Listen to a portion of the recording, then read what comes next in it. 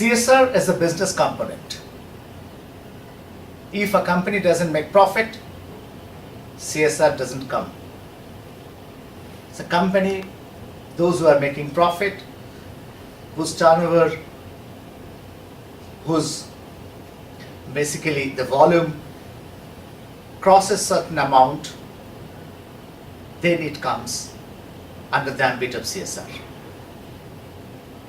CSR is one of the important corollaries of the business organ today. And which are the major other corollaries involved,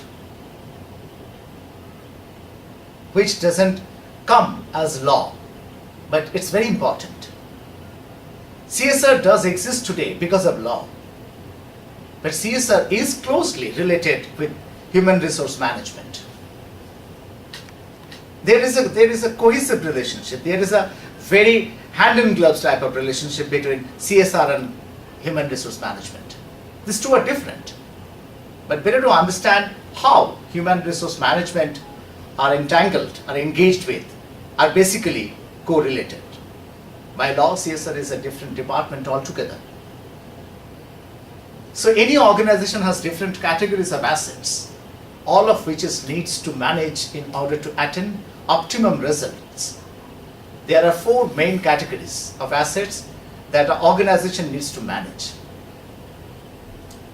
One is physical asset. I need not to elaborate it, why it is required. Financial asset, its requirement is also same. Intangible asset. So what does mean intangible asset these days? And obviously it was there from perennial when the company operates. This category comprises of such intangible assets as specialized research capabilities, patents, information systems, designs, operating process, etc. Obviously, these assets do not have a physical form but are quite often the most valuable assets that any organization can have. And human assets.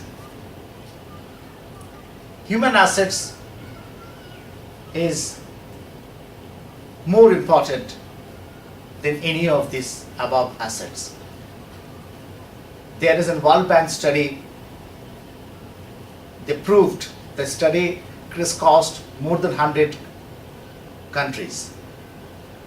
And it proved that if human resource is respected, optimally used, and give the value to the human resources in perspective of the operation, it makes the organization sustained, it makes the operation easier to achieve its goal at a given point of time.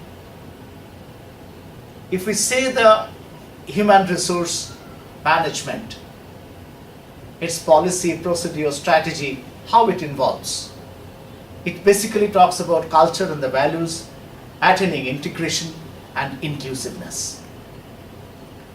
So, CSR has traditionally been driven by top management, which has had an enlightened view of the social context in which organizations function.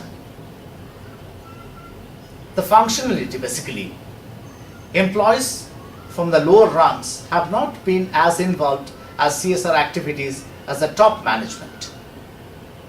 The relative lack of involvement of lower rungs in CSR has been one of the reasons behind the relatively most success in socially relevant initiatives so far.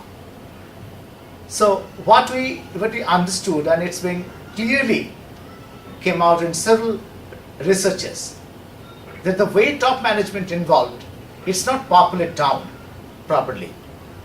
So if we consider a couple of steps, how the HR can proactive to make the CSR thing happen in proper way, might be workforce planning and recruitment, orientation training and competency development across top to bottom or bottom to top, whatever, employees involvement and participation, employees communications, measurement reporting, and celebrating success. These are the very critical areas which now at this point of time HR need to be proactive to strengthen and to make this corollary of CSR to happen in proper perspective. Thank you.